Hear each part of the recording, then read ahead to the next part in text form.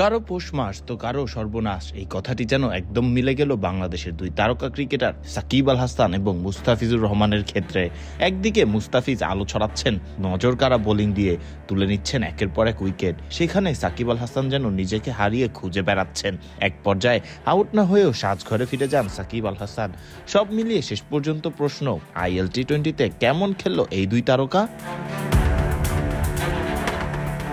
শুরুতেই আসা যাক মুস্তাফিজুর রহমানের দিকে। মুস্তাফিজ আইএল টি-20তে নিজের অভিষেক ম্যাচের প্রথম বলেই উইকেট পেয়েছিলেন। সেই ম্যাচে 2 উইকেট শিকার করেছিলেন দ্য ফিজ।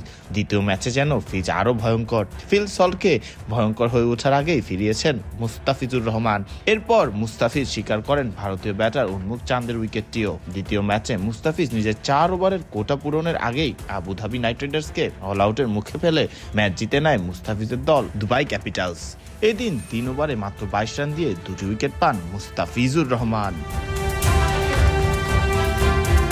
অন্যদিকে একই টুর্নামেন্টে নিজের প্রথম ম্যাচে দেখা গেল এক ছন্দহীন সাকিবকে। সাকিবের দল এমআই এমিরেটস প্রথমে ব্যাটিংয়ে আসলে Mohammad Wasim, Jonny Bairstow, Nicholas পুরানের উইকেট হারিয়ে বিপাকে পড়ে যায়। সাকিব ব্যাটিংয়ে এসে 2টি 4 হাঁকালেও 12 বলে 16 রান করা সাকিবকে ফিরে যেতে হয় রিটায়ার্ড হার্টের কারণেই। মূলত সাকিবের পরে থাকা পোলার্ডকে ব্যাটিং করতে পাঠাতেই এই সিদ্ধান্ত নেন এমআই এমিরেটস। এই দিনটি মোটেও মনে রাখতে চাইবেন না সাকিব আল হাসান, কেননা ব্যাটিংয়ের পর বোলিং করতে যেও যে সুবিধা করতে পারেননি তিনি। 2 ওভার বল করে 27 রান দিয়ে বেশ খরচে বোলিংটাই করেছেন এদিন সাকিব আল হাসান।